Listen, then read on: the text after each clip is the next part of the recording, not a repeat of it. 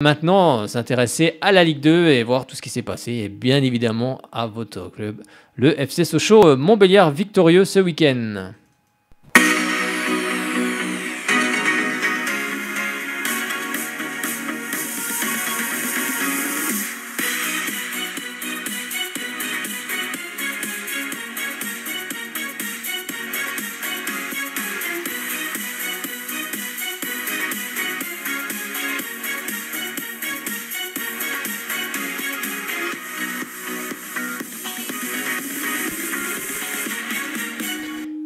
C'est parti pour la Ligue 2 avec tous les résultats de cette 13e journée. On va vous les donner. Avec Caen qui a battu Orléans 2-1. L'AC Ajaccio a battu Rodez 1-0. Châteauroux a battu Auxerre 1-0. Guingamp a infligé une sévère correction à Chambly 5-1. Avec un doublé pour Brian Pelé. On a également Troyes qui a battu Valenciennes 1-0. Le Mans était allé battre Clermont Foot, c'était ce samedi 1-0. Grenoble et Paris FC se quittent sur un match nul 0 partout. Lens a battu Lorient 1-0. Il restera une rencontre ce lundi 4 novembre pour clore cette 13e journée avec Le Havre-Nancy à 20h45. Et nous, on va s'intéresser un petit peu plus en détail sur le déplacement du FC Sochaux-Montbéliard qui était du côté de Niort. Sur une pelouse, on va dire, très compliquée, mais bon, compliquée pour les deux équipes, mais difficile de faire du jeu. On va dire une première période à l'avantage des Niortais avec ce penalty dès les premières minutes provoqué par le défenseur Adolphe Tequieux. Il pousse un peu du bras justement le joueur de Niort. C'est Sissoko qui va essayer de transformer cette offrande.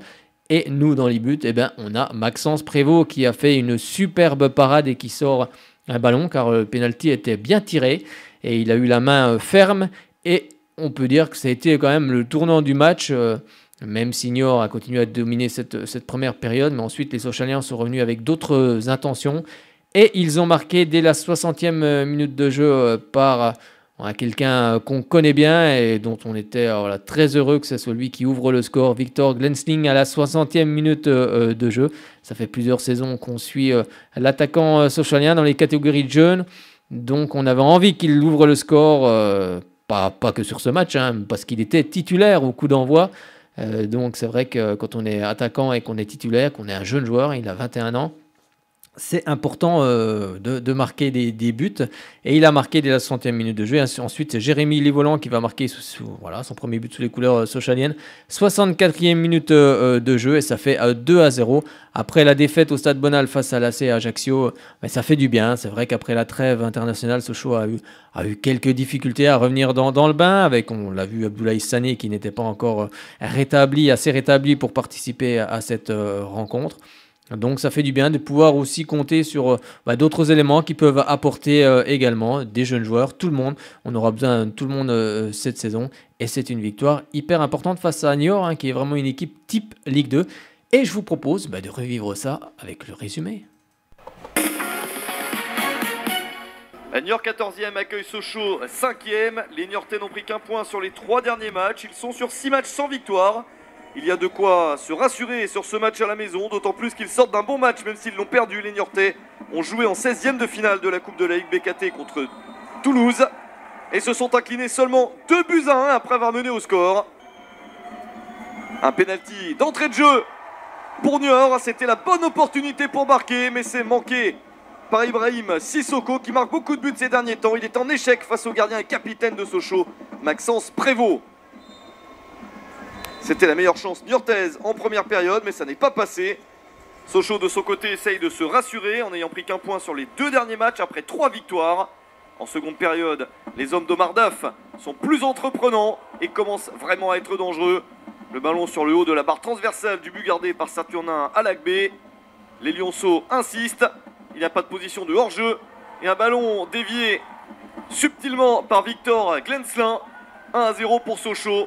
Le premier but en Dominos Ligue 2 à son 5e match pour Glenslin à 21 ans. Les visiteurs mènent au score et Niort a beaucoup de mal à réagir. Il reste une demi-heure à jouer à ce moment-là, mais dans les minutes qui suivent, Sochaux continue. Ouverture plein axe pour Jérémy Livolan. Alagbé se fait mal sur cette action. Il se blesse et Livolan marque le but du 2-0. Premier but de la saison pour Livolan. Saturnin Alagbé dans la foulée doit céder sa place à Quentin Bratt, le gardien remplaçant. Coup dur de perdre le gardien titulaire des Chamois. Niort ne se remet pas des 2 buts et de la blessure de son gardien. Sochaux confirme jusqu'au bout son succès. Victoire de Sochaux, 2-0 sur le terrain de Niort. Et oui, victoire des Sochaliens, justement, on parlait de Victor Glensing tout à l'heure. Eh bien, chez nos confrères de l'Est républicain, à la question votre profil, c'est d'être un renard des surfaces, un attaquant qui va flairer les bons coups. Ce but vous résume bien, voilà ce qu'il répond. Oui, des buts comme ça, j'en mets assez souvent. Tout ce qui est dans la surface, j'essaye de le manger. Même une petite miette, je dois la prendre. Il faut jouer avec tous les vices à ce niveau. Repérer la faute éventuelle du défenseur qui peut se rater à tout moment, être attentif au gardien à sa possible glissade. Et à la deuxième question, quel message lance ce but au fond? Il répond qu'il en faut un deuxième, un troisième. Je ne veux pas m'arrêter là avec toute l'humilité qu'on a. Il faut vouloir gravir les échelons. Dès qu'on refera appel à moi, j'aurai cette volonté de répondre présent. Et puis la question, un souvenir inoubliable. Il répond un sacré souvenir. Bah oui, c'est son premier but en professionnel, donc forcément, c'est un super souvenir pour lui. Et j'espère qu'il en marquera beaucoup d'autres. Et puis qu'on aura un attaquant comme on a eu Pierre-Alain Fro également à un moment donné. Quand il a commencé à marquer, il ne s'est plus arrêté. Et on a vu où c'est qu'il a fini. Oui, on va avoir tout de suite Luc, qui était, je crois, du côté du stade René Gaillard, si je ne me trompe pas. Bonsoir Luc. Salut Fred, salut tout le monde. Comment ça va ? Effectivement, j'étais présent à Niort, oui. Eh oui. Alors, qu'en as-tu pensé de cette rencontre des Sochaliens ? Je pense que c'est une rencontre qu'on a quand même bien maîtrisée. La victoire est quand même assez logique. Bon, il y a eu le tournant du penalty que Maxence Prévost a remarquablement arrêté, pour une fois. Donc, ça a été quand même le tournant principal du match. Et puis sinon, globalement, je pense qu'on a bien maîtrisé ce match. Et puis... après, c'est venu petit à petit. On a joué un peu plus haut en deuxième mi-temps après un début de match difficile. Et puis, oui, c'est ça. La différence s'est faite, quoi. Oui, c'est ça. Un début de match compliqué. Et c'est vrai, comme tu le rappelais, ce tournant avec ce penalty arrêté, forcément, ça revigore une équipe. Ouais, tout à fait, oui. Parce que je pense que le penalty est quand même excessivement sévère. On était placé vraiment juste en face. Il y a un contact, mais bon, des contacts ouais, comme ça, il y en a. Il fait le geste et puis il le pousse un peu quand même. Ouais, ancien arbitre que je suis, j'essaye toujours d'être objectif. Ça me paraît franchement très léger. Mon avis ne change pas après avoir vu les ralentis. Mais bon, c'est comme ça. Et puis voilà, Max a fait le nécessaire pour remettre tout le monde dans le match et c'est parfait. Alors c'est vrai que sur une pelouse, on l'a dit, bon, très compliqué, mais compliqué pour les deux équipes également. Oui, tout à fait, oui. C'est surtout plus compliqué pour une équipe qui joue au ballon comme nous. C'est ça. Mais voilà, on est quand même costaud défensivement, donc il fallait faire le dos rond, et puis à un moment donné, on savait que ça allait passer. C'est quand même une équipe qui doutait, donc il fallait appuyer là où ça fait mal, et c'est ce qui s'est exactement passé en 5 minutes en deuxième mi-temps. Et c'est vrai que tu l'as rappelé, une équipe sochalienne costaud qui est la meilleure défense de Ligue 2. Oui, parce que même si on tient compte de la défaite contre Ajaccio, on avait quand même été solide, parce que la défaite d'Ajaccio est due à 2 erreurs individuelles. Mais sinon, dans le jeu, on n'avait pas été réellement mis en danger, malgré une domination corse. Et là, aujourd'hui, oui. on a rectifié le tir, et voilà, on a quand même eu une emprise sur le match global. Certaines, parce que dans le jeu, Niort ne s'est pas non plus créé de grosses opportunités, hormis une juste avant le but de Victor en deuxième mi-temps. Alors, globalement, on s'appuie vraiment sur une grosse défense, et c'est l'atout principal de l'équipe cette année, quoi. Oui, puis c'est ce qu'il faut en Ligue 2. Il faut déjà avoir une bonne défense, ne pas prendre beaucoup de buts, et dans un match, on aura toujours l'opportunité de marquer, même si Abdoulaye Sané n'était pas là, mais... il y a des joueurs aussi qui vont peut-être commencer à se montrer avec le premier but en professionnel de Victor Glensling, Jérémy Livolan aussi qui marque, c'est aussi bien, c'est une bonne chose. C'est très bien, oui, parce qu'on ne s'appuie pas seulement sur la réussite de Sané, donc ça prouve que derrière, il y a du monde. On se posait un petit peu de questions après le match d'Ajaccio, parce qu'on restait 2 matchs sans but, mais bon, voilà qu'aujourd'hui on a prouvé que c'était pas Sochaux ne se résumait pas qu'à la réussite de Sané, mais à l'ensemble d'un groupe. Et il ne faut pas oublier Privat, quand il va être revenu au top physiquement, pourra non seulement plus qu'apporter, je pense. Oui, et puis son expérience aussi, justement, à des jeunes joueurs comme Victor et bien d'autres, bien évidemment. Alors c'est vrai que ça a été compliqué. Après, il y a eu le match nul à Chambly, la défaite contre Ajaccio. La trêve internationale, on a l'impression, a arrêté un peu cette dynamique. Bon, on espère qu'avec ce match contre Niort, ça va relancer de plus belle, car Le Havre arrive, Le Havre qui sera sans doute dans les premiers, peut-être en fin de saison. En tout cas, c'est l'objectif des dirigeants havrais. Ouais, c'est sûr que Le Havre, c'est pas un match facile, mais bon, après tout, il n'y aura aucun match qui sera facile, mais bon, c'est vrai que Le Havre a toujours a de grosses ambitions cette année. Bon, ils ont un petit peu de mal à franchir on va dire la 5e place. Donc ils viendront, je pense, à Sochaux avec pas mal de pression, parce qu'ils savent que s'ils perdent, ils seront à 7 points de Sochaux, il me semble. Donc si je me trompe pas, oui, donc, à moins s'ils perdent ce soir, ils peuvent se retrouver à 7 points de Sochaux. Donc ils peuvent se retrouver dans une situation délicate. Donc ils viendront, à mon avis, avec quand même une pression particulière, parce que leurs résultats sont quand même assez en dents de scie depuis le début de la saison, quoi. Alors c'est vrai que on loue cette équipe sochalienne pour l'envie qu'elle met dans les rencontres depuis le début de saison. Il y a aussi une belle communion avec les supporters. On l'a vu avec le match perdu contre l'AC Ajaccio, mais en fin de match, il y a eu une vraie communion entre supporters et joueurs. C'est aussi ça qui fait la différence cette saison. Le 12e homme est bien présent, et tout le monde communie, et tout le monde surtout va dans le même sens. Ouais, ça c'est bien, c'est vraiment nouveau pour l'équipe, parce que l'année dernière, ou même les autres années, le moindre point perdu à domicile se sanctionnait par des sifflets, à peine des remerciements des joueurs. Et là, voilà, tout le monde est venu saluer le public, la tribune nord en particulier, et ma foi, tout le monde adhère, et voilà, quoi. Donc ça ne peut être que bénéfique pour le groupe de Mar. Et on a encore vu samedi, avec enfin un match un samedi, ce qui va être le cas quasiment tout le mois de novembre. On peut quand même amener du monde à l'extérieur, soutenir l'équipe. Et ça, je pense que ça peut être des points très très importants pour la suite de la saison. Bon, ce qui est bien avec ces matchs le samedi, c'est que si on est diffusé souvent le samedi, c'est que on est bien classé. Généralement, oui. Généralement, c'est comme ça que ça se passe. Mais bon, franchement, le foot le samedi, c'est quand même mieux que le vendredi. Ah, c'est sûr que c'est mieux que le vendredi soir, mais pour ça, faut aussi franchir un palier en fin de saison. On verra bien. En tous les cas, on n'en est pas encore là. On verra bien. Faut rester mesuré. Faut pas oublier d'où on vient. Faut pas oublier que 15 jours avant le début du championnat, on savait pas où on allait jouer.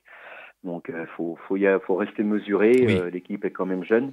Est-ce qu'à un moment donné, à force d'être tout en haut, elle va supporter la pression? Je ne sais pas. J'espère que oui. Je pense quand même qu'Omar saura bien préparer ses joueurs là-dessus. Et puis bon, on verra bien. Il y aura peut-être un beau petit cadeau à la fin de la saison. Mais je pense qu'on en saura plus à la fin du mois de novembre, après le match de 3. Quoi. Oui, et puis de toute façon, 2 mois avant la fin du championnat, on verra où on sera. Et puis là, on pourra tabler sur quelque chose ou pas. Mais en tous les cas, cette équipe fait plaisir à voir. Elle donne envie de la suivre. Et c'est bien ça l'essentiel pour le moment. Tout à fait. Tu seras là contre le Havre, vendredi ? Malheureusement, je ne serai pas là contre le Havre, puisque vous savez que tu sais que je suis basé en Normandie. Oui, c'est vrai. Et mes horaires de travail ne me permettent pas de me déplacer. Quoi. Donc, mais je serai à Épinal, à Lens et puis contre Troyes. Quoi. Voilà, Épinal. Les matchs ont lieu le samedi, donc ça m'aide quand même un peu. Quoi. Exactement, comme tu le disais, c'est toujours plus simple. Merci beaucoup, Luc, d'être intervenu dans cette émission. Et puis, on te souhaite une bonne soirée et puis une bonne semaine. Merci, vous de même. Salut tout le monde. Merci, à bientôt, Luc. C'était Luc, fidèle auditeur également, et puis surtout supporter des Jaunes et Bleus, qui fait souvent des déplacements depuis la Normandie. Il faut le souligner. Mais bien sûr, il y a du supporter partout, que ce soit en France, en Europe, dans tous les coins. Moi, je vous propose d'écouter tout de suite la réaction de l'entraîneur de Niort, Pascal Planck, après la défaite face à Sochaux. Forcément, beaucoup de déception, on va pas. C'est la moindre des choses. Plein de sentiments, c'est-à-dire que sentiment quand même d'avoir fait ce qu'il fallait en termes de contenu pour gagner ce match. Après, beaucoup de frustration et de questionnement par rapport au fait que ce qu'on vit là, c'est des choses qui se répètent quand même régulièrement ces derniers temps. C'est-à-dire qu'on a le sentiment de ne pas être loin, mais on n'y est pas. Voilà, un problème d'efficacité offensive. On ne crée pas 10 000 occasions, mais celles qu'on se crée, on n'arrive pas à les concrétiser. On a même eu un penalty qu'on n'a pas réussi à marquer. Et puis toujours à un moment donné, il y a toujours un moment où l'adversaire, lui, arrive quasiment sur sa première opportunité à marquer. Donc voilà, c'est un petit peu redondant. Et ce qui est aussi redondant, c'est qu'on a l'impression d'être noir de chez noir, parce que voilà, on perd encore un joueur important ce soir avec Saturnin, et on avait déjà 9 absents pour blessure. Et Saturnin, je pense qu'on va le perdre pour un petit bout de temps. Donc voilà, ça s'ajoute à la liste des points négatifs. Donc forcément, mon sentiment, il n'est pas celui d'un homme particulièrement heureux. Et voilà, donc sentiment d'un homme très déçu. Voilà, donc c'est comme ça, il faut prendre le temps de l'avaler, de le digérer et de pouvoir repartir. Pour l'instant, il n'y a pas vraiment de bilan médical, parce qu'on y va partir là, passer les radios, et on va déjà écarter la suspicion de fracture. Après, si c'est pas osseux, c'est certainement ligamentaire. Donc, mais les premiers signes ne sont pas encourageants, parce que il a entendu craquer, et en plus il a une douleur très importante. Donc en général, c'est pas bon signe. Donc voilà. On devrait en savoir plus dans les heures qui viennent. C'était l'entraîneur Pascal Planck au sujet de Saturnin-Alagbé, le gardien de cette équipe de Niort, et qui s'est fait une grosse blessure. Bien évidemment, on lui souhaite un très bon rétablissement au gardien béninois, meilleur gardien de la CAN, de la dernière CAN. Il faut s'en rappeler. On va maintenant avoir Lionel en ligne. Bonsoir Lionel. Bonsoir Fred, et bonsoir à toute ton équipe. Ouais. Alors, comment ça va Lionel ? Bah écoute, ça va mieux, bon, ça va. Alors, c'était victoire des Sochaliens du côté de Niort, on en pense quoi ? Ouais. Ah bah c'est bien, on a joué en équipe collective, là, c'est super. Franchement, on était bon dans tous les domaines. Bon, on a eu un début de match un petit peu compliqué, les premières minutes. Un petit peu chaotique au début, mais après, c'est bon, on a laissé passer un peu d'orage, et puis ça a été mieux. Puis les occasions qu'on s'est créées, on les a mis dedans, voilà, c'est ce qui compte. Hein. Exactement, avec justement... Même si c'était pas un grand match, on a fait le boulot. Oui, mais c'était un match type de Ligue 2. Un type, voilà, c'est ce qu'on demande à l'équipe, voilà, on s'en fout, même... Voilà, il faut les opportunités, il faut les mettre dedans. Exactement, voilà. Il faut marquer. Allez, un petit mot sur Victor Glensing, premier but en professionnel. Moi, j'aime bien ce joueur. Moi aussi. Je pense qu'il va aller crescendo maintenant. Ça va lui donner confiance, et puis c'est bien, Omar, il lui fait confiance, c'est bien, parce que ça prouve qu'il travaille bien à l'entraînement, et il le met dans le groupe maintenant, voilà. Exactement, le travail paie. Il faut rien lâcher. C'est un but de renard. Hein. Oui, c'est ça. Moi, c'est ce que j'aime bien dans ce joueur, c'est parce qu'on l'a vu souvent jouer dans les catégories de jeunes, on l'a vu souvent jouer en National 3. Et puis, moi, j'aime bien ses déplacements. Il sent les coups. Moi, c'est mon avis personnel, c'est le mien. Parce que un but d'avant-centre, un typique d'avant-centre. Exactement. Moi, on l'a vu jouer assez. Franchement. J'ai décortiqué le but, c'est vraiment un but d'avance. Oui, il est bien placé. C'est vrai que nous l'a souvent vu jouer avec la réserve. Elle n'est pas facile à mettre au fond. Elle n'est pas facile parce qu'il la met entre les jambes de Saturnin, si je ne me trompe pas. Ouais, et puis le gardien, il essaye, il sort, et puis... oui. Puis, il s'affole pas, il n'a pas tiré quand même, parce qu'il y en a qui auraient mis une frappe de mieux. Exactement. Ils auraient tiré sur le gardien. Exactement. Lui, non, il est astucieux. Il l'a mis en finesse et il l'a mis quand même. Il l'a mis en finesse et oui, puis... un but de renard. Exactement, puis il l'a mis face à Saturnin-Alagbé, qui est quand même le meilleur gardien de la CAN, de la dernière CAN, donc c'est quand même pas rien. C'est quand même un très bon gardien, c'est un excellent gardien. Moi j'étais heureux pour lui, franchement. Oui, moi aussi, j'étais très heureux. En plus, comme il était titulaire au coup d'envoi, j'ai dit, c'est ta soirée. Moi, j'ai dit, il va marquer. Moi, j'ai pensé qu'il allait marquer. Donc, Omar, il met titulaire, j'ai dit il va se passer quelque chose avec ce jeu. ouais, c'est fait. En tout cas, il a marqué. Bravo à lui. On espère qu'il y en aura De toute façon, beaucoup quand on d'autres. voit déjà, quand il y avait les Espagnols, il avait fait des matchs de préparation et il Oui. marquait des buts. Il en avait Et mis c'est 4. une blessure après qu'il a handicapé, c'est dommage. Hein. Exactement. Il en avait mis 4, dont. Eh oui, hein. Donc ça Donc- prouve quand même que c'est un buteur. Pour moi, c'est un buteur. Oui, ça, j'en suis Oui, persuadé. c'est un buteur, il faudra lui donner des bons ballons. Moi je pense qu'il va s'épanouir à ce chose. Exactement, j'espère en Oui. tous les cas. Et puis en plus, c'est quelqu'un qui est formé ici. Et puis en plus, je crois qu'à l'époque, il était même abonné avec son papa. Il était, justement. Moi j'ai discuté avec lui. Oui, Il est au club depuis l'âge de 7 exactement. Il était dans les tribunes du Stade Bonal. Bon bah lui, voilà, Sochaux, c'est son club. Donc il nous l'a dit, il aime son club. exactement. Donc c'est sur des jeunes comme ça qu'il faut compter. Il faut leur donner sa chance. Et Omar, Ouais, il a travaillé et pourtant au début il n'était pas dans le groupe, il était remplaçant. Il a travaillé, il jouait même plus en réserve. Et puis là, Oui. il a tellement le travail paye. Voilà. oui, exactement. Après, il faut revient. montrer au coach que tu as envie, que tu es là, que tu es présent. Et puis, à un moment donné, bah, ça paye. Et en plus, il marque voilà, son premier but pro. Il a patienté, il a été patient. exactement. C'est un joueur très Exactement. patient, moi, je trouve. Bah, c'est ce qu'il faut. Faut de la patience. Et La puis, patience et puis le travail. Ça va puis payer. voilà. Puis ce petit coup de chance, ce petit coup de réussite. Et puis, mais Il faut bon, de la chance aussi, voilà, bien sûr. il l'a provoqué, voilà. il est provoqué, c'est ça, comme tu Ouais, l'as et puis, dit. il y a des bons passeurs, il va que s'épanouir avec des bons passeurs autour de lui. Oui, puis il y a un bon groupe aussi. C'est ça qui fait Il aussi. y a un bon groupe collectif, ça joue en équipe Exactement. collective. Ça. Ah oui. Et puis, meilleure Moi, défense. cette équipe, elle me plaît. Moi, cette équipe, elle me plaît bien. Meilleure défense quand même de Ligue 2. Bah oui, c'est ça. Puis cette équipe, elle me plaît bien. Donc, meilleure défense, comme on le disait tout à l'heure avec Luc, hein, dans un match, on aura toujours l'opportunité de mettre des buts, mais en tout cas, ne pas en prendre. Ouais. c'est Moi, je quand dis, on même va un pas plus. parler de montée, mais Non. si on continue, je pense qu'il y aura peut-être une bonne surprise en fin de saison. Oui, mais il faut continuer à prendre les matchs les uns Voilà, derrière les autres, gagner un maximum de matchs, faire plaisir aux Voilà. gens, parce que les gens, Voilà. ils avaient perdu le goût du plaisir, faire revenir les gens au stade, et puis comme disait Michel Derzakarian tout à l'heure, le plaisir, c'est ça. Parce qu'on a envie de suivre cette équipe, parce qu'elle nous donne du plaisir.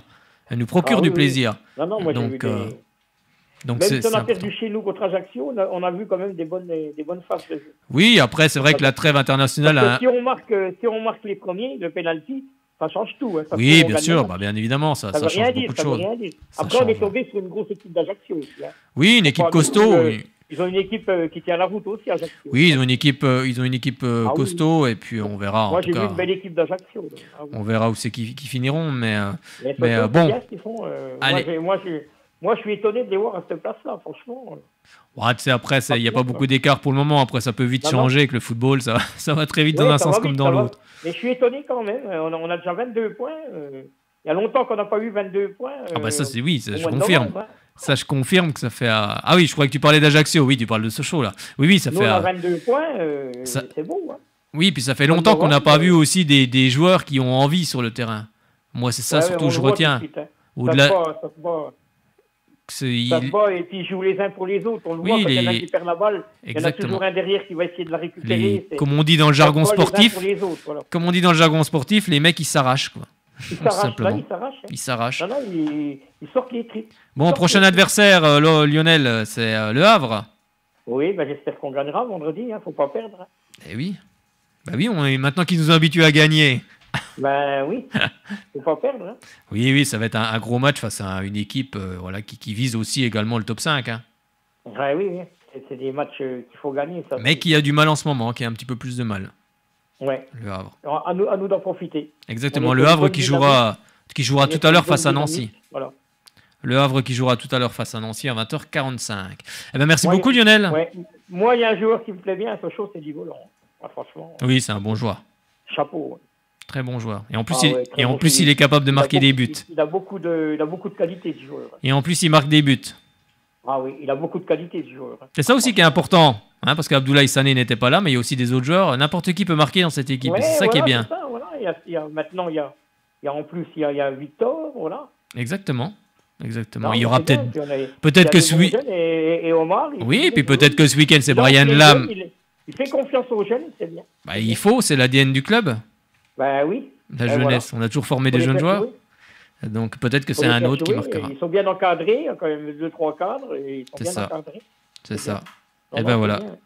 Eh ben, on se verra vendredi alors, du côté du Stade Bonal. Si Maxence arrête un penalty, ça va le mettre en confiance aussi. Mais oui, bien sûr, ça va mettre toute l'équipe en confiance. D'ailleurs, ça les a revigorés sur cette rencontre. Eh ben, merci beaucoup Lionel d'être intervenu ce soir. Et oui, on se retrouve vendredi, bien évidemment, pour la victoire des Sochaliens, on l'annonce. Oui. Et oui, on l'annonce. Allez, moi je dis 2-0 pour Sochaux. 2-0, allez, ben moi je dis aussi 2-0. C'est ce que je pensais aussi. Allez, c'est parti. On verra si nos pronos sont bons. On va aller faire les paris sportifs. C'est pas mal. Bah écoute, moi ça me va. Moi ça me va. Moi aussi, même à 0, même si on gagne à 0, ça me va aussi. Exact. 3 points, Exactement, 3 points, c'est dans l'escarcelle. Voilà. Et ce qui est pris n'est plus à prendre. Et merci beaucoup Lionel. Et puis à vendredi, alors du côté du stade Auguste Bonal. À vous deux. Et bonne soirée.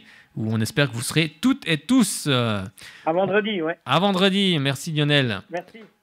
On va écouter justement l'entraîneur de cette équipe sochalienne qui n'est autre qu'Omar Daf. C'est exactement ça, c'est que c'est un match où chaque équipe a eu sa mi-temps. C'est que sur la première mi-temps, cette équipe de Niort nous a posé pas mal de problèmes. Après, c'est sur cette période-là, on a été solide. Voilà, beaucoup de solidarité. Les joueurs ont été très solides défensivement, ce qui nous a permis de repartir 0-0 à la mi-temps. Mais je pense en détournant du match, c'est le penalty. Voilà, je pense que c'est aussi la seule situation qui sont vraiment procurées en première période.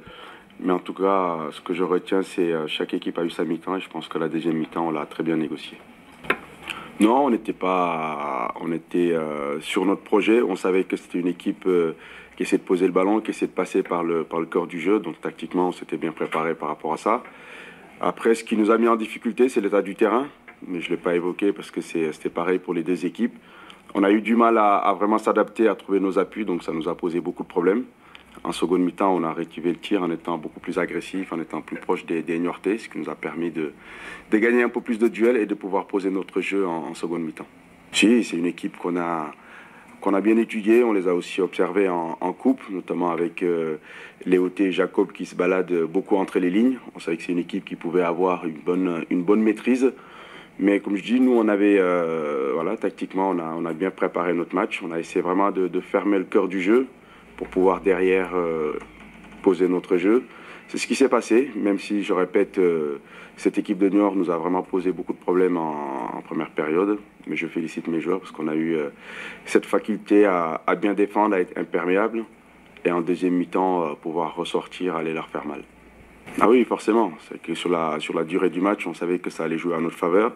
Voilà, il fallait être fort sur l'entame. Je pense que ça explique aussi l'entame des Niortais. Je pense qu'ils le savaient. Donc, dès l'entame du match, ils ont mis beaucoup d'intensité. Ils nous ont poussés à reculer. Voilà, c'était pas une volonté de notre part. Mais comme on a été solide, logiquement, sur la seconde période, ça pesait. Mais ce que je retiens, c'est que mes joueurs ont bien animé tout ça, ce qui nous a permis en deuxième mi-temps de ressortir, de leur faire mal sur les côtés. C'était Omar Daf, l'entraîneur de cette équipe de Sochaux, avec plusieurs choses également du côté du schéma tactique de cette équipe sochalienne qui a évolué en 4-2-3-1 avec Rokia Tekieu, la croix paille sur en tout cas la défense sochalienne, également Thune Kabouni et Livolan Dame et puis Westbeck et Glenn Sting qui était en pointe du côté de cette équipe de Niort. C'était un petit peu le même dispositif tactique avec Sissoko en pointe. Ensuite on trouvait Vion, Jacob et Loté, Louis Serre et Kemen justement du côté de l'axe central, et puis ensuite en défense d'Acosta, Passy, Kilama et puis Ngameni, et puis bien sûr le gardien Saturnin Alagbe pour qui on a bien sûr une grosse pensée ce soir et on lui souhaite un très bon rétablissement. On va maintenant s'intéresser à autre chose, quelque chose qui n'est pas marrant du tout, avec un ancien sochalien, Marco Ilama Aritra, qui évolue dans le championnat belge du côté de Charleroi. C'était lors de la 14e journée de Pro League entre Malines et Charleroi, un match qui a été en tous les cas très plaisant. Mais une fin de rencontre très tendue est venue ternir la fête Marco Ilamaritra était la cible de cris et de gestes racistes de la part des supporters de Malines. Alors, il avait déjà signalé à l'arbitre qu'il entendait des chants racistes pendant le match. Après le coup de sifflet final, il a vu un geste, un salut fasciste. Il s'est alors énervé sur le juge de ligne et Jonathan Lardo lui a donné une carte. Alors, oui, parce qu'en Belgique, on appelle ça une carte, un carton jaune. Il y a eu des propos et des gestes à dominante raciste dans la tribune. Il l'a mal pris et l'a fait savoir à l'arbitre de touche. Ça, c'est justement Karim Belhosseine, le coach du Sporting, qui relatait ça. Eh bien, moi, je vous propose de l'écouter, Karim Belhosseine, l'entraîneur de cette équipe de Charleroi. Karim, c'était très très chaud là. Qu'est-ce qui s'est passé exactement? Vous avez des précisions avec Marco Ilamaritra notamment? Oui, je disais qu'apparemment il y a eu dans la tribune des gestes ou des propos à dominante raciste, ce qu'il a mal pris et il l'a fait savoir à l'arbitre de touche. Je pense pas de la bonne manière parce que l'arbitre a sanctionné Marco d'une carte jaune. Donc voilà, on a essayé de dire à l'arbitre que c'était une réaction sur une situation spéciale pour pas qu'il mette cette carte parce qu'il est suspendu pour la semaine prochaine et malheureusement voilà, c'est ce qui fait que c'était un peu tendu à la fin. C'était des discussions avec l'arbitre d'abord normales, mais les gens de Malines n'ont pas compris, je pense qu'ils croyaient qu'on revendiquait autre chose et c'est ce qui fait que ça a été un peu chaud. Il était très touché, je l'ai vu en larmes rentrer dans le vestiaire. Oui, vous savez, je ne sais pas exactement ce qui a été dit ou fait, il est avec l'arbitre actuellement, mais en tout cas oui, il y a des choses qui touchent un être humain je crois et je crois qu'on ne doit pas voir ça, on ne le voit pas beaucoup je pense en Belgique et on doit continuer à ne pas le voir.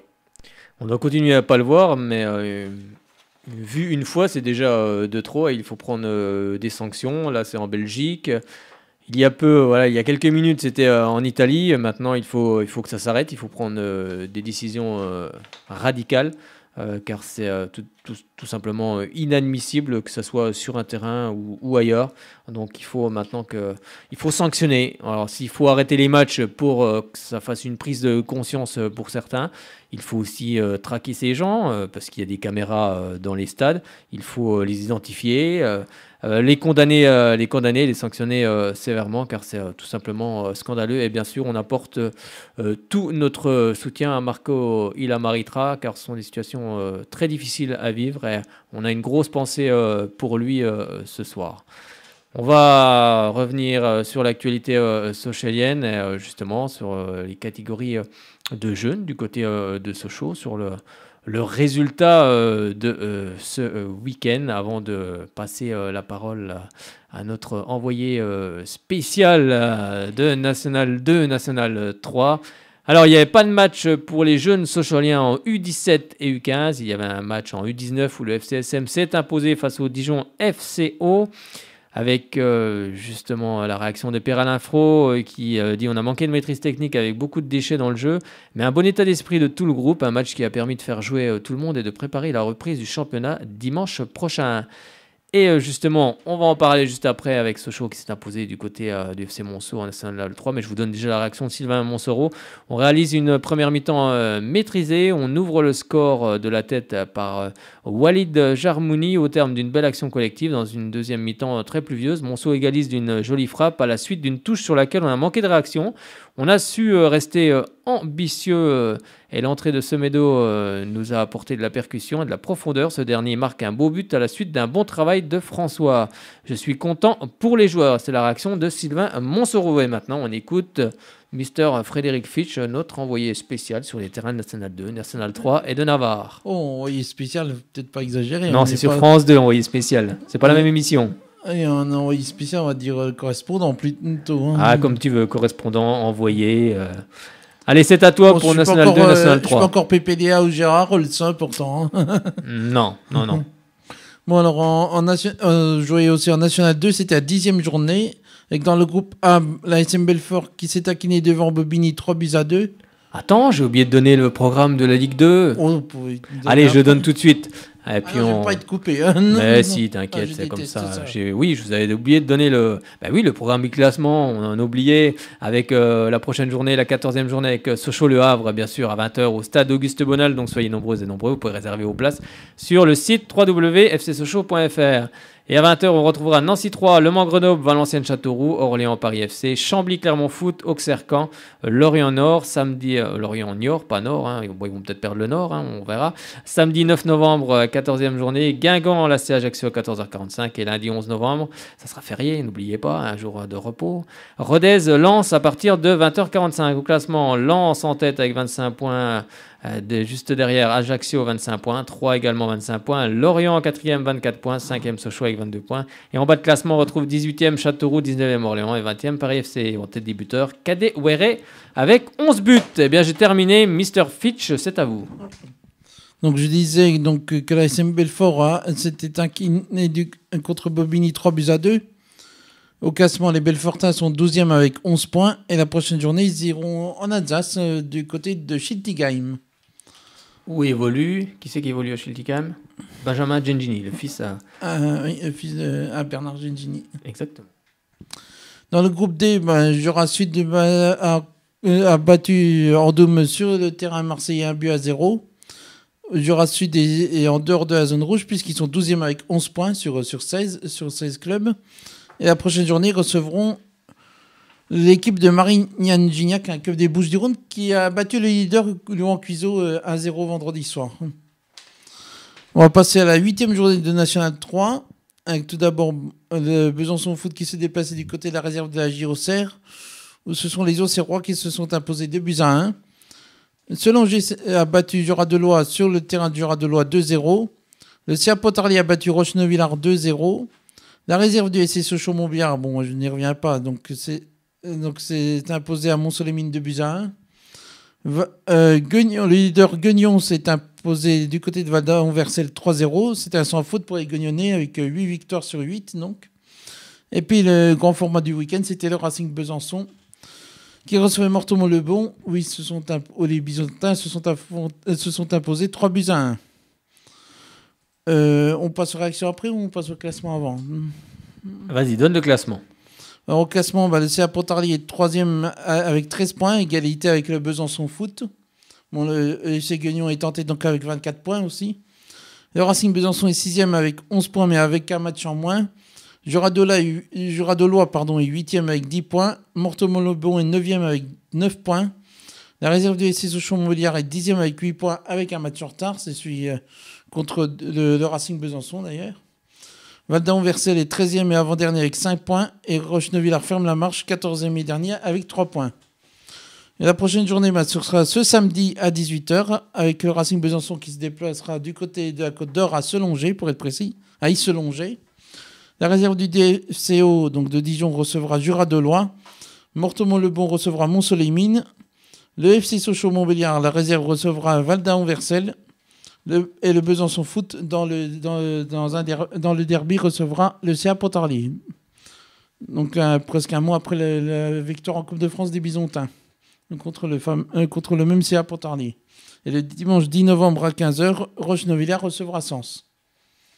Exactement, tu seras du côté de Selongé et moi et moi du côté du Rosemont pour suivre donc le Besançon Football qui sera opposé au CA Pontarlier.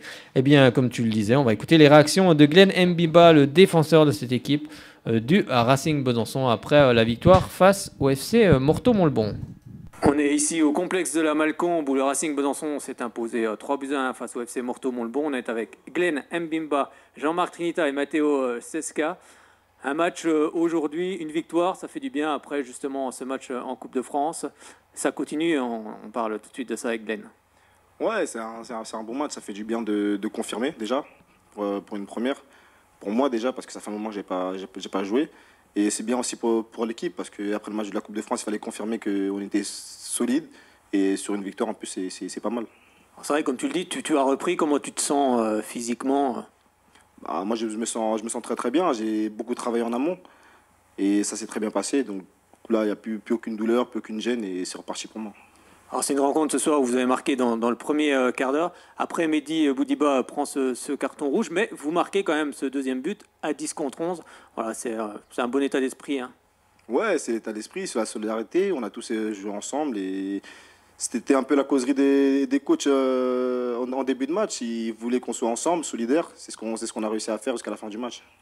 C'est justement ce que vous avez demandé à Jean-Marc Trinita dans cette rencontre qui était compliquée vu les conditions météo. Ouais, il nous a demandé d'être bien ensemble, d'être une vraie équipe, avoir une bonne solidarité et d'être surtout des guerriers.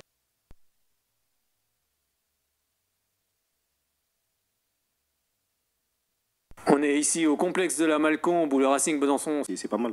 C'est vrai, comme tu le dis, tu as repris, comment tu te sens? Il nous a demandé d'être bien ensemble, d'être une vraie équipe, avoir une bonne solidarité et d'être surtout des guerriers.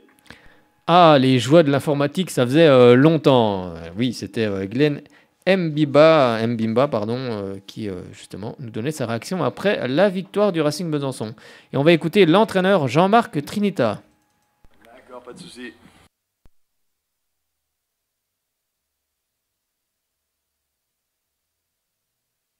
Bon, bah, c'est les joies, c'est les joies de l'informatique. On va écouter la réaction. J'espère qu'elle va être, ça va bien marcher avec Matteo Sesca, le défenseur du Racing Besançon. On est avec Matteo Sesca. Matteo, comme l'a dit Jean-Marc Trinita, c'était ton deuxième match. Comment tu te sens dans cette équipe? Ouais, c'était mon deuxième match. Je me sens très bien. J'étais très bien accueilli. Après, oui. Tout se passe bien, je joue, j'essaie de donner le maximum. Donc, ouais, j'ai été très bien accueilli par le groupe, en tout cas. Alors, sur ce match de ce soir, bon, vous n'avez pas été particulièrement mis en danger, mis un petit peu sous pression car le terrain était très très compliqué. Oui, on a quasiment rien concédé. On a été un groupe bien ensemble, solide. Ouais, c'était franchement rien concédé, c'est très bien. Après. En parlant du terrain, moi, au premier mi-temps, sur mon côté droit, j'avais pas mal de flaques d'eau, donc j'ai essayé de faire comme je pouvais. J'ai essayé d'un petit peu allonger. Après, ça a été, comme l'a dit le coach, on a fait une très bonne phase de jeu. Donc, tout s'est très bien passé au final. Et parce que c'est vrai que quand on voit un terrain comme ça, on se dit, bon, construire le jeu, c'est compliqué, on essaie de balancer un petit peu, mais le Racing Besançon a construit. Le Racing Besançon a construit, car le Racing Besançon, je pense, a de très bons joueurs. Je pense que je suis arrivé cette année, c'est un des meilleurs groupes dans lequel j'ai évolué. Donc fatalement, oui, quand tous les joueurs vont dans le même sens et que tout est mis ensemble et que ça commence à s'entendre, fatalement ça joue très bien et je pense qu'il va y avoir des résultats. J'espère qu'il y aura des résultats encore. On l'espère, là, qu'on voit que la confiance est revenue. Prochain match, comme je disais avec le coach, Selongé et ensuite le départ du côté de Tahiti. Ça va être aussi une belle expérience. Oui, pour ma part, c'est la première fois que je vais partir aussi loin avec mon équipe de foot. Et ouais, mais avant de penser au voyage, on va déjà se concentrer sur Selongé. On va ramener les 3 points et après on profitera et on gagnera en Polynésie. Voilà. Oui, c'est ça l'important, c'est de se projeter sur le prochain match, pas forcément d'être déjà du côté de Tahiti. Oui. On va aborder cette semaine le match comme on le fait toutes les semaines, avec sérieux et on va gagner. Eh ben, merci beaucoup, messieurs. On vous souhaite un excellent match du côté de Selongé et un très bon départ et une superbe expérience du côté de Tahiti. On va écouter maintenant Jean-Marc Trinita. Bon, j'ai repris sur YouTube, bien évidemment, car il y a un petit souci avec, bien sûr, l'informatique. Jean-Marc, bon, forcément 3 points qui font du bien. On parlait des conditions météo, c'était très compliqué ce soir pour les 22 acteurs. Oui, on se demandait même si le match allait débuter parce qu'il pleuvait des hallebardes. Il y avait des flaques d'eau un petit peu qui restaient sur le terrain, donc c'était un peu compliqué. Mais j'ai été surpris du niveau technique. Bon, je le connaissais, mais sur un terrain comme ça difficile, on n'a pas hésité à jouer. On a trouvé plein de relais, plein de choses intéressantes. Donc non, on a fait un gros match, une grosse première mi-temps. Vraiment, ils sont épatants. Alors justement, après ce match contre Guignon, c'était bien de faire le plein de confiance avec ce match d'aujourd'hui. Et c'est vrai que, comme vous l'avez dit, il y avait beaucoup de maîtrise aussi dans cette rencontre. Oui, il y a eu de la maîtrise, on n'a jamais été inquiet, même à 11 contre 10, je serais tenté de dire. Alors après, a fortiori à 10 contre 10, on a eu des séquences de 20, 25 passes, voilà. Non, c'était impressionnant ce soir. Après, on sait que les plus belles performances, comme dirait la pub, c'est celles qui durent, d'accord ? Donc on va essayer de poursuivre ce chemin. Le groupe réagit bien. Voilà, j'oublie pas non plus qu'il y a des joueurs demain qui jouent en B avec une équipe carrément ossature National 3. Donc c'est bien, tout le monde est revenu, les blessés, il manque plus que Karim. Mais c'est intéressant, il y a une bonne dynamique en ce moment. Oui, c'est bien de pouvoir compter sur tout le monde est concerné. Bien sûr, tout le monde est concerné, il y a des choix qui sont faits, évidemment c'est de plus en plus dur parce qu'on est 28 à pouvoir jouer. D'ailleurs sur ce cas bien précis, j'ai une petite pensée pour Adel Acid qui a fait un très bon match la semaine dernière. Donc j'ai pu m'expliquer un peu avec lui, il a compris un petit peu le sens du message.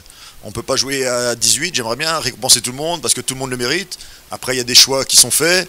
Aux garçons qui sont sur le terrain de penser aussi à ça un petit peu, aux garçons qui restent sur le banc ou qui sont dans la tribune et qui mériteraient de jouer. Ça peut être aussi un élément motivant pour tout le monde. Et je vous dis, voilà, tout le monde va jouer jusqu'à la fin, jusqu'au mois de juin, tout le monde va jouer, il n'y a pas de problème. Justement, vous disiez que cette équipe vous épatait. Et c'est vrai qu'à 10 contre 11, vous marquez ce deuxième but.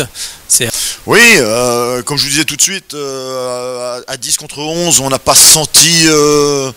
Sur les instants, tout de suite après l'expulsion de Mehdi, oui, il y a eu un petit peu de flottement, un petit peu de panique, voilà, le temps qu'on se réorganise. Mais après, on a ressorti tout pareil, les ballons proprement. On a été, on était efficace, solide. À un moment donné, j'ai même oublié qu'on était 11 contre 10. Et on voit que la confiance est revenue. Oui, l'apport de Glenn qui a quand même une certaine expérience, hein, donc ça fait du bien aussi. Matteo aussi qui faisait son deuxième match, si je dis pas de bêtises. Donc voilà, après il va falloir aussi choper des automatismes derrière un petit peu. Voilà, Aïssa était énorme ce soir. Tout le monde s'est battu, tout le monde, voilà, mais non, force est de reconnaître que pour le moment on a le vent en poupe, donc on va essayer d'en profiter un maximum. Alors, prochain match, ce sera Solongé, avant le départ du côté de Tahiti. Oui, ben voilà, comme vous dites, avant le départ à Tahiti, il y a Solongé. Voilà, oui, il fera meilleur que ce soir, c'est sûr. Mais comme vous dites, voilà, il y a un match à Solongé qui sera important aussi. À nous de bien le négocier, à nous de gérer ce match-là avant le départ à Tahiti, qui ne sera pas facile. Solongé, c'est une équipe solide de N3 depuis quelques années. Donc voilà, un gros défi nous attend encore là-bas à Solongé. Pour la Coupe de France, c'était une demande qui émanait du club.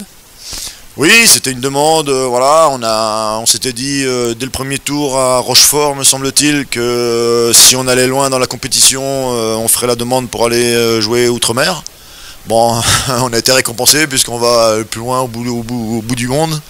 Donc voilà, c'est une récompense à mi-saison pour les joueurs, à condition évidemment de ramener la qualification. Ça, on y va aussi pour jouer un match de foot très important pour le club, pour nous, pour tout le monde. C'est dans un cadre idyllique, d'accord, mais on n'oublie pas qu'on y va pour une raison bien particulière, c'est une qualification pour le 8e tour en coupe. Et puis ce qui est bien dans ce genre d'expérience, ça ressoude encore plus un groupe. Oui, moi pour l'avoir vécu 3 fois, c'est vrai que c'est des moments extraordinaires. Voilà, on va vivre ensemble pendant 24 sur 24 quasiment. Voilà, on va apprendre à mieux se connaître, on va vivre des choses intéressantes, j'espère. On va s'occuper du programme la semaine prochaine. Et puis on va essayer que ça se passe bien et puis de revenir avec plein de vitamines grâce au soleil. On l'espère pour vous, on nous en ramènerait un petit peu. D'accord, pas de souci. C'était Jean-Marc Trinita, donc j'espère qu'il nous ramènera un peu de vitamines, un peu de soleil, hein, n'est-ce pas Fred? On en a besoin ici. Hein. Oui, on a besoin. Attends, je t'ouvre le micro. On a besoin. On a besoin de vitamines, oui, on a besoin un peu de soleil, mais bon, il faut de l'eau, il faut de la pluie et aussi également.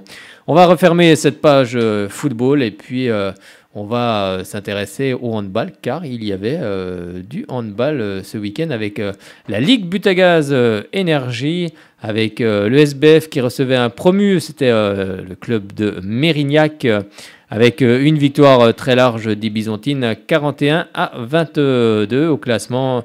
Elles sont 7e avec 19 points. Et je vous propose d'écouter tout de suite Raphaël Tervel, l'entraîneur de cette équipe de l'ESBF. On est avec Raphaël Tervel après le match face à Mérignac, remporté largement. Une rencontre maîtrisée ce soir. Ouais, on voulait mettre du rythme dès le départ. Je pense que ça a été bien fait. Je crois qu'on doit être vite à 6-1 assez vite, donc c'est parfait. On voulait retrouver aussi le jeu sur montée de balle parce que depuis un petit moment, tout était bien à part ce secteur-là qui était améliorable. Donc voilà, je crois qu'on doit finir à 23 buts sur tout terrain ce soir. Donc ça, c'est bien, c'est très bien. On a pu aussi faire tourner, faire jouer tout le monde. C'est le but du jeu aussi, c'était de gagner le match forcément parce qu'on a besoin de ces points. Donc ça, c'est très bien. Et puis la deuxième chose, c'était de mettre en confiance tout le monde parce qu'on a une grosse semaine qui nous attend la semaine prochaine. Donc voilà, on a vraiment envie d'arriver mercredi à Toulon. On sait que c'est toujours compliqué les matchs là-bas. Et puis le match de Coupe d'Europe contre un géant de la Coupe d'Europe. Donc ça c'est important qu'on arrive, voilà, tout le monde opérationnel à 100%. Le retour d'Aïssatou Kouyaté aussi fait du bien. Enfin voilà, c'est bien. C'est une victoire qui est collective où tout le monde... je pense que tout le monde s'est fait plaisir ce soir et je pense qu'on a fait plaisir au public aussi, donc c'est bien. Et puis c'était bien de confirmer après justement cette belle victoire du côté de Paris. Ouais, c'est clair. On sait que voilà, on est reparti depuis un petit moment et là on est sur une bonne dynamique. Donc on va essayer d'enchaîner encore mercredi et puis essayer de créer une petite surprise sympathique le week-end prochain. On a l'impression que la saison a démarré après ce match retour face à Friedrichstadt.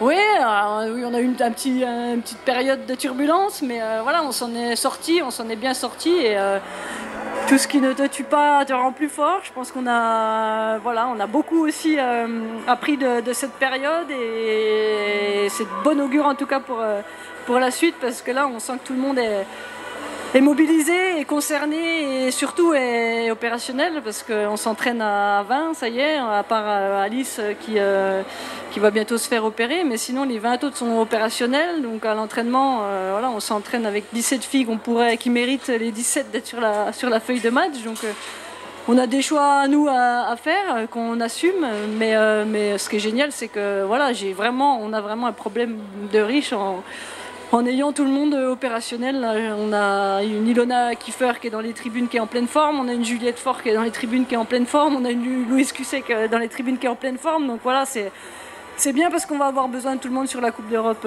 sur les 2 matchs qui arrivent. Et puis quand on est coach, c'est bien d'avoir l'embarras du choix aussi également. Vous l'avez rappelé, il va y avoir ce match face à Toulon cette semaine et le gros match face à Odense avec Nicky Groth entre autres parce qu'elle n'est pas la seule. Ouais, entre autres, Nicky et compagnie. Donc bon, on va attendre encore quelques jours avant de se plonger complètement dans Odense. On a un match capital et important et compliqué à Toulon qui nous attend. Donc on va se repréparer, se reconcentrer sur Toulon et puis on attaquera la Coupe d'Europe mercredi soir après le match. Vous attendez à quoi justement à cette Coupe d'Europe du côté d'Odense? Bon, on s'attend forcément à un gros match. C'est une équipe très expérimentée avec énormément d'international. Donc forcément, ça va être du très haut niveau et on aime ça, quoi. On adore ce genre de match où on n'est absolument pas favori, mais où on espère faire un maximum, leur poser un maximum de problèmes pour avoir un match retour à la maison qui est encore un petit peu d'enjeu, quoi. Et puis avec un effectif complet, c'est très important. Ah ouais, c'est ça, complet et où tout le monde est en confiance, on va pouvoir s'appuyer sur tout le monde, donc ça c'est parfait, quoi. C'était l'idéal en tout cas de la soirée. On voit que vous l'abordez hyper positivement du coup ce prochain match, même si effectivement face à un gros morceau, quoi. Ouais, mais on aime bien aussi. De toute façon, on n'a absolument rien à perdre. Je pense que personne n'y croit qu'on peut le faire sur 2 matchs en tout cas. Encore sur un match, on peut se dire c'était possible. Sur 2, à part nous, personne ne pense qu'on peut le faire. Donc on n'a absolument rien à perdre et on va on va faire 120 minutes de folie et puis on verra bien où on en est à la fin. En tout cas, on va être confronté à de super joueuses, des joueuses de top niveau mondial. Donc voilà, c'est juste génial. Je pense que c'est pour ça qu'on s'entraîne tous les jours. Et vous en avez aussi des bonnes joueuses. Ouais, bien sûr, mais c'est pour ça. On a un collectif de fous, on a une équipe de dingue. Donc voilà. Match retour à la maison ici, important avec le public. Ouais, bien sûr que c'est important. On sait, en plus, c'est le dernier match de l'année. Donc voilà, je pense que ça va être une belle fête. Le palais sera plein et ça sera, de toute façon, ça sera génial quoi qu'il arrive. Mais il va se passer des choses. En tout cas, on vous souhaite un excellent match à Toulon et puis un bon match à Odense. Merci. Il va se passer des choses, on l'espère, avec bien sûr ce match le 6 novembre du côté de Toulon pour les filles de l'ESBF à partir de 20h. Et ce match à Odense ce 9 novembre. Et en fait, il y aura encore un match avant la fin de l'année, le 29 décembre. Bon, si les dates sont respectées, hein, c'est des dates qui sont données pour la 12e journée. À 17h, Besançon recevra Chambray. On va maintenant s'intéresser à Palente qui disputait un match du côté de Sambre-Avenois. C'est une défaite pour les filles de Palente. 29 à 24. Donc le prochain match, bon, elles sont pour le moment au classement, elles sont 8e et en dernière position. Et la prochaine rencontre pour les filles de Palante, ça sera du côté du Palais des Sports, car elles recevront, bon, j'essaie de bien le prononcer, Arenheim Truchtersheim. Moi, je le prononce bien. C'est Laurent Scalabrino qui le prononçait bien. Voilà, quand on avait fait la première interview, c'était avec elle. Elle le prononçait tellement bien que maintenant, c'est Arenheim. Voilà, j'arrive à bien le prononcer. Donc, merci à Laurent. Et puis, ce qui va se passer aussi pour le grand Besançon Doux Handball, eh bien, ce sera donc en Pro League, car les Bisontins se sont inclinés du côté de Cesson-Rennes. Cesson-Rennes, une grosse équipe encore, parce que pour le moment, le GBDH a affronté de grosses équipes, Limoges, Massy, Cesson-Rennes, avec une défaite 30 à 28. Mais le prochain match, eh bien, ce sera du côté du Palais des Sports Gagny-Yalouz. Ce sera face à l'équipe de Nancy. Donc, rendez-vous à 20h15 ce vendredi 8 novembre pour soutenir les Bisontins qui auront besoin de vous, du public, pour faire tomber cette équipe de Nancy et prendre les points de la victoire. Eh bien, on va se quitter là-dessus. On vous souhaite à toutes et à tous une bonne semaine. On vous dira sur les réseaux sociaux si on sera là ou pas avant lundi prochain, lundi 11 novembre, car ce sera férié. Et oui, on est une radio associative et non professionnelle, donc on sera peut-être là ou peut-être pas là. On verra bien. On vous souhaite à toutes et à tous une bonne semaine. Fred, je te remercie d'être venu ce soir. De rien.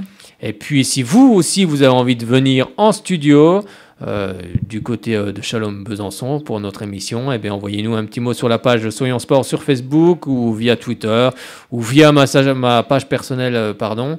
Et puis, vous viendrez parler sport, parler de votre sport.